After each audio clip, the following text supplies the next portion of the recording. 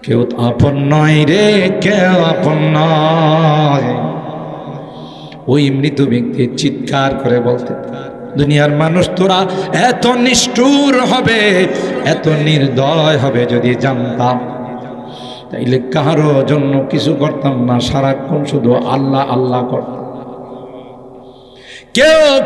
কেউ তো আমার কাছে নাই, মারা গেলে মাসেও একবার আমার কবর জিয়ারত করে না, তাফসীর মাহফিলে আমার জন্য 10টা টাকাও দেয় না। কথা বলেন ঠিক কিনা? মসজিদে টাকা দেয় না। এতটাই যদি নিষ্ঠুর হবে জানতাম, তাইলে কিন্তু তোদের সঙ্গে এত সম্পর্ক করতাম না। অত নিষ্ঠুরে কোথায় আমাকে রেখে যাও? এখানে তো কোনো মানুষ নাই, এখানে তো কোনো সঙ্গী নাই, লাইট নাই, বিছানা নাই, বরং উল্টা কবরে হুঙ্কার দেয়া কি কয় জানেন?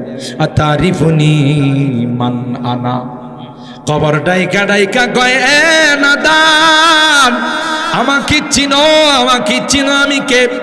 আনা বাইতুদ দুদ, আনা বাইতুল ওয়াহশা, আনা বাইতুল গুরবা। আমি কিন্তু সাপ বিচ্ছুর ঘর। একটা বিষাক্ত সাপ দেখলে তুমি লাফায়া লাফায়া বাঁচাও বাঁচাও বলে চিৎকার করো। আর যেখানে একটা নয়, দুইটা নয়, কয়টা সাপ? 99টা বিষাক্ত সাপ এখানে থাকবে। একটা সাপ চুবল মারবে রে, 99 গজ মাটির নিচে ঢুকাই দিবে। মরবানা মরবানা লা ইয়াযুকুনা ফিহাল মাউতা ইল্লাল মাউতাতাল উলা ওয়া ওয়াকাহুম আযাবাল জাহিম। মৌতকে ডাকবে, মৌত আয় আয় আয়, আর সহ্য হয় না। ওয়াদউ সুবুরা, মৌত কি ডাকবে, মৌত আর সহ্য হয় না। সাপের ব্যথা সহ্য হয় না, বিচ্ছুর কামড় সহ্য হয় না। আমার মৃত্যু হয়ে যাক, আমি মারা যাই। মত বলবে না না না, বারবার কেউ মরে না, একবার মরে। কথা বলি ঠিক? ये लुत्फ़ जिंदगी में बार बार आया नहीं करते, ये लुत्फ़ जिंदगी में बार बार आया नहीं करते, बार बार आया नहीं करते। अल्लाह अकबर। আল্লাহ কই, তোর কি একটা বার মনে হয় না কবরের কথা? তোর ব্যবসা কবরে তোর লাভ দিব, তোর সন্তান তোর আপন হবে না। কে আপন হবে? এই নামাজ তোর আপন হবে। বুখারী শরীফের হাদিস, যারা 5 ওয়াক্ত নামাজ পড়ে, আল্লাহর ভয়ে নামাজ পড়ে, নামাজের টাইমে কোনো ব্যবসা নাই, দোকান বন্ধ, কাস্টমার বন্ধ। কথা বলেন ঠিক কিনা? কবরে দেওয়ার পর তার রুটা যখন দেহের মধ্যে দেওয়া হবে, দেখবে পশ্চিম দিকে সূর্যটা লাল হয়ে যাচ্ছে। সুবহানাল্লাহ। মুনকার নাকির আয়েশা বলবে, হুজুর আপনার সঙ্গে কিছু কথা আছে।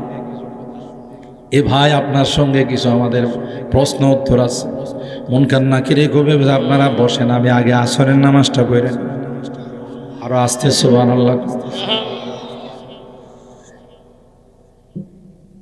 আমি আগে আসরের নামাজটা আদায় করে নিই। মুনকার নাকির বলবেন, আগে প্রশ্নের জবাব দেন, তারপরে নামাজ। বলবে, এই মিয়া, তোমার প্রশ্ন বড় না, আমার নামাজ বড়। তোমার সাথে আমার কথা বলা যাবে, কিন্তু সূর্যটা যদি ডুবে যায় তাইলে আমার নামাজটা কাজা হয়ে যাবে। সুবহানাল্লাহ। কি নামাজি ছিলেন দেখেন। আছে না এরকম নামাজ? বন্ধের মধ্যে যায়, গামছা লয়া যায়, লাইলের মধ্যে নামাজ ছিল না, কথা পায় না। রাত্রে কয়েকবার ঘুম থেকে উঠে আজান, ফজরের আজান হয়ে গেল কেন? কথা বলেন ঠিক কিনা? আর একটু বয়স্ক হয়ে গেলে নাতি নাতুরে জিজ্ঞাসা করে, এই জোরের আজান দিয়া লাইছি নি রে? আমি তো শুনছি না। না দাদা দিছে না, ও দিলে আমারে কোষ। সুবহানাল্লাহ বলে। আজকে আমরা নামাজ পড়ি না। হায় হায়, গজব আসবে না তো কি আসবে, ভূমিকম্প আসবে না তো কি আসবে? কথা বলেন ঠিক কিনা? মুনকার নাকির বলবেন আগে প্রশ্নের জবাব দেন, বলবেন না বসুন আগে আমি নামাজটা আদায় করে নি। সূর্যটা লাল হয়ে গেছে, কিছুক্ষণ পর ওই সূর্যটা ডুবে যাবে। মুনকার নাকির দেখলো এবারে তো নাচুর বান্দা নামাজ পড়েই সারো। ও ভাই না না, নামাজের জগতে আপনি না। চমকায় উঠবে, কেন আমি নামাজের জগতে নাই? কই আপনি তো দুনিয়াতে নাই, আপনি তো চলে আসছেন বরজখের জগতে, কবরের জগতে। আল্লাহু আকবার। কোন সময় আসলাম? কয় আপনার কালো জ্বর হইছিল, আপনার আমাশা হইছিল, আপনার ডেঙ্গু হইছিল, আপনার করোনা হইছিল। কথা বলেন ঠিক কিনা? ওই রোগে আপনি আক্রান্ত হয়ে দুনিয়ার থেকে চলে যাতে কি আল্লাহ মূল্যায়ন দাম কম দিছেন না বেশি? তাইলে এই দামি যারা, তাদের করণীয় কি? দামি মানুষ যদি বেদামি হয়ে যায়, বাজারে রাস্তা ঘাটে চলাফেরায় সবখানে যদি বাইরে ঘোরাফেরা করে, দামি থাকবো? দামি জিনিস তো থাকে, বলে দামি জিনিস কই পাওয়া যায়? ঢাকা পাওয়া যায়। দামি জিনিস বোতল বাজারে পাওয়া যায় না, ব্রাহ্মণবাড়িয়া যাওয়া লাগে। দামি জিনিস সবখানে পাওয়া যায় না, যেখানে সেখানে পাওয়া যায়। দামি জিনিসের জন্য অনেক দূরে যাইতে হয়, অনেক তালাশ করতে হয়। আপনি যদি খাঁটি স্বর্ণ কিনতে চান তাহলে যাওয়া লাগবে সৌদি আরব। জিদ্দার থেকে কিনা লাগবে 21 ক্যারেট 22 ক্যারেট। ঠিক বললাম কথাটা? কেন? এগুলো দামি, 1 ইঞ্চির দাম অনেক বেশি। ঠিক তার চেয়ে তো অনেক দামি হলো মাজাত। সুবহানাল্লাহ। আল্লাহর হাবিব বলেন, দুনিয়া কুল্লুহা মাতা ওয়া খায়রু মাতা'id দুনিয়া আল মারআতুস সালিহা। পয়গম্বর বলেন না, স্বর্ণের কোনো দাম নাই, হীরার কোনো দাম নাই, ডায়মন্ডের কোনো দাম নাই। যে দাম আল্লাহ মা জাতিকে দিয়েছে, দেখছেন? কোনো কিছুর দাম নাই। আল্লাহ নবী বলতেছেন, স্বর্ণের কোনো দাম নাই, রূপার কোনো দাম নাই, হীরার কোনো দাম নাই, ডায়মন্ডের কোনো দাম নাই। সবচাইতে দামি হলেন মা জাতি। সুবহানাল্লাহ। আল্লাহ পাক বলেন, ইয়া আইয়ুহান নাবিয়্যু কুল লি আজওয়াজিকা ইন কুনতুন্না তুরিদনাল হায়াতাদ দুনিয়া ওয়া যিনাতাহা ওয়া তাআলাইনা উমাত্তিকুন্না ওয়া উসাররিহুকুন্না সারাহান জামিলা। দেখছেন কত সুন্দর কথা। আম্মা জানরা মক্কা থেকে হিজরত করে যখন মদিনায় গেলেন, আজওয়াজে মুতাহারাত, আল্লাহ নবীর স্ত্রীগণ, এক এক জায়গার পরিবেশ তো এক এক রকম। মক্কার মানুষের চাল চলন এক রকম, মদিনার মানুষের আরেক রকম। তো ওখানে গিয়ে আমাদের মা আজওয়াজে মুতাহারাত, আল্লাহ নবীর স্ত্রীগণ, তাদের যখন লাইফ স্টাইল, জীবন চলন যখন তারা দেখলো একটু ব্যতিক্রম, তাদের এরা একটু শৌখিন টাইপের। মক্কার মানুষ তো হইলো কোনো রকমের চল্লি হলো, আর ওরা একটু শৌখিন টাইপের। এখনো মদিনার মানুষ শৌখিন টাইপের, ঠিক না বে? ঠিক দেখছেন না? মক্কা থেকে মদিনায় গেলে কলিজাটা ঠান্ডা হয়, ঠিক না? কেমন যেন মদিনা এত সুন্দর সাজানো, সোনার মদিনা, আসলে সোনার মদিনা, ঠিক কিনা বলেন? ঠিক কিনা বলেন? মদিনার মানুষ এত মাটির মানুষ। মক্কার মানুষ তো মনে করেন দোকানে গিয়ে একবারের পরিবর্তে দুইবার দাম ইয়াল্লা গের গের গের গের ইয়াল্লা উফরুজ, মানে এখানে এসে কি দামাদামি করতে আসছিস? বেরো। আবু জাহেলের স্বভাব রয়ে গেছে, কথা কয় না। মক্কাতে মানুষের আচরণ আর মদিনার আচরণ আকাশ পাতাল ব্যবধান। আল্লাহু আকবার বলে। কারণ মদিনাতে শুয়ে আছেন কে? বিশ্বনবী রাহমাতুল্লিল আলামিন, আমার আপনার দয়ার নবী শুয়ে আছেন। সুতরাং এরা এটা জানে যে কোনো খারাপ আচরণ করলে রিপোর্টটা তার সাথে সাথে রওজায়ে পাকে চলে যাবে। আমার দর্শনের কথা বলতেছে, আমার ঢাকার কিছু মুসল্লিরা আমার সাথে গেছিল হজ করতে। কিছু বড় মানুষ আছে তো গ্রামগঞ্জের থেকে যায়, শিক্ষা টিক্ষা তেমন নাই। তো আমি হোটেল থেকে বের হয়ে যখন মসজিদের নববীতে যাইতেছি, তো রোডের তো অভাব নাই, আর এদের তো গাড়ির স্পিড থাকে 250 গতিতে চলে। তো আমি বলছি যে সিগন্যাল দিলে আপনারা আমার সাথে রোড পার হইবেন। কে কার কথা শুনে দৌড় দিয়া যাইগা।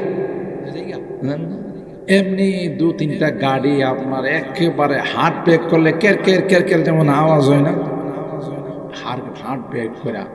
তা আমি আবার ওনাদেরকে নিয়ে পিছনে চলে আসলাম। আমি বললাম ইয়াল্লা লোক আহ্বান যে সরি আপনারা মনে কিছু নেন না, এরা বুঝে নাই।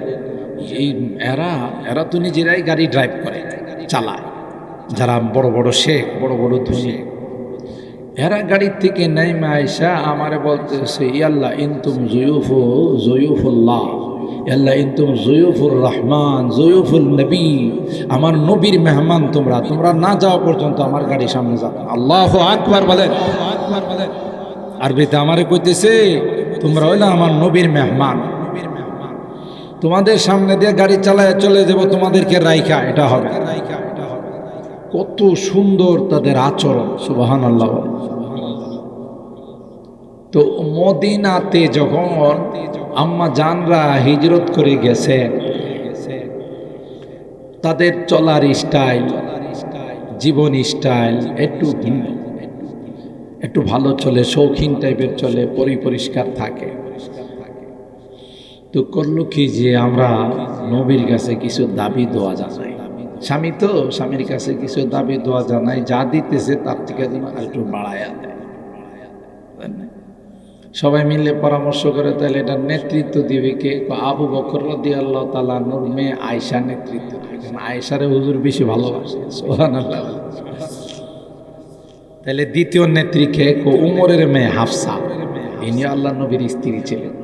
2 খলিফার 2 মেয়ে নেতৃত্ব দিবে, আমরা সাথে যাব।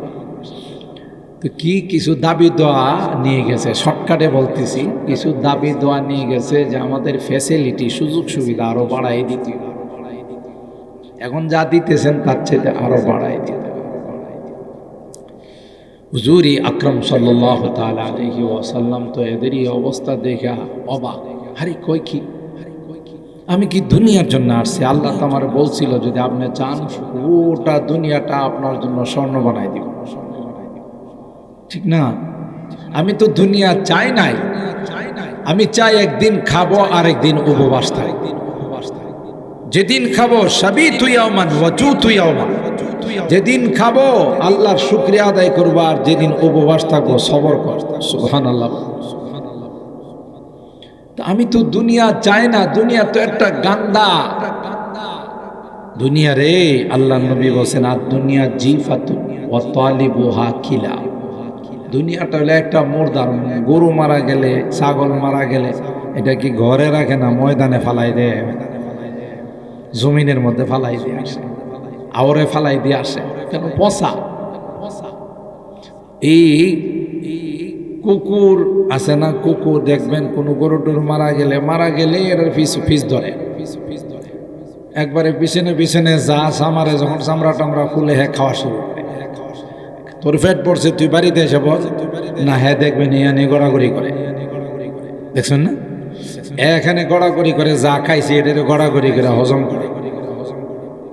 হজম করে যদি আর এক কুকুরে দেখে আসতেছে, কেউ করে তারে গিয়া হামলা করে না, দেখছেন না?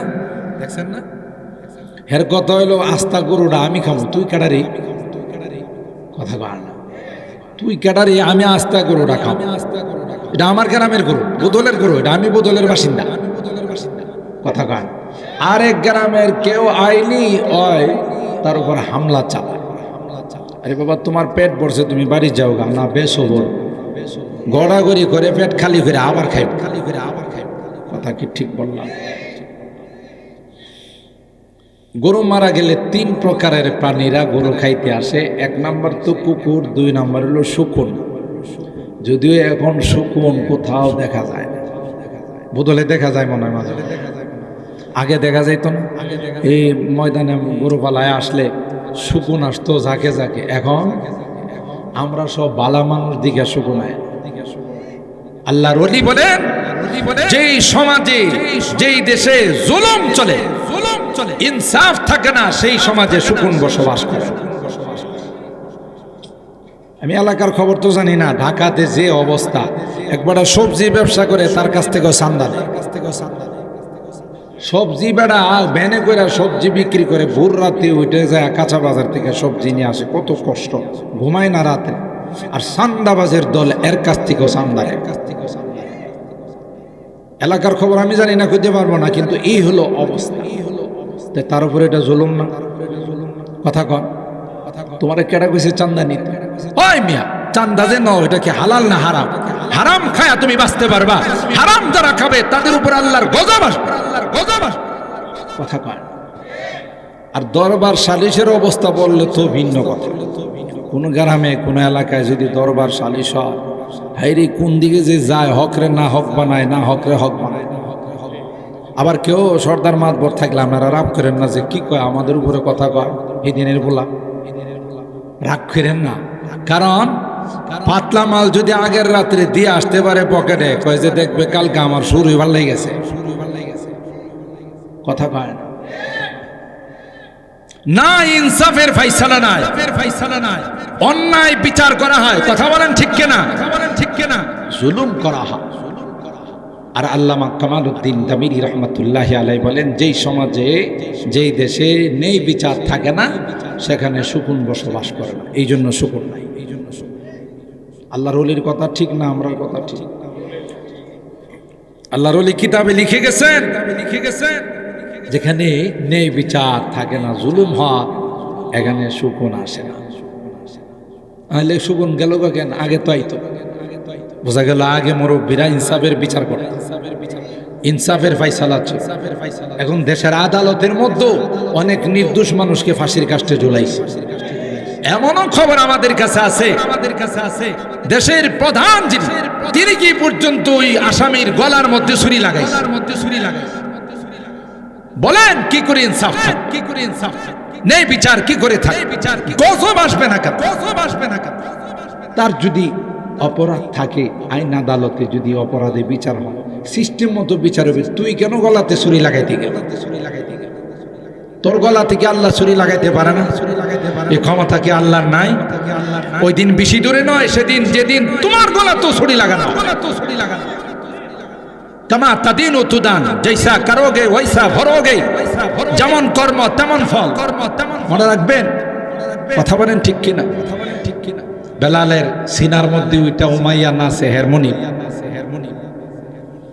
নাচে, আর কই বেলাল, মজাটা কেমন লাগে চিন্তা করছে।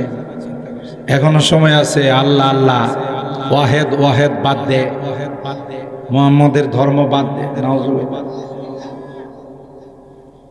शमा में हिम्मत कहा जो तेरे परवानों में है, शमा में हिम्मत कहा जो तेरे परवानों में है, लुत्फ जीने में नहीं जल जल के मर जाने में है, लुत्फ जीने में नहीं जल जल के मर जाने में। हजरत बेलाल डाक कहे, उमैया তুই বুঝবি না আমার আল্লাহর নামের মধ্যে যে আল্লাহ কি মধু রেখে দিয়েছেন। সুবহানাল্লাহ।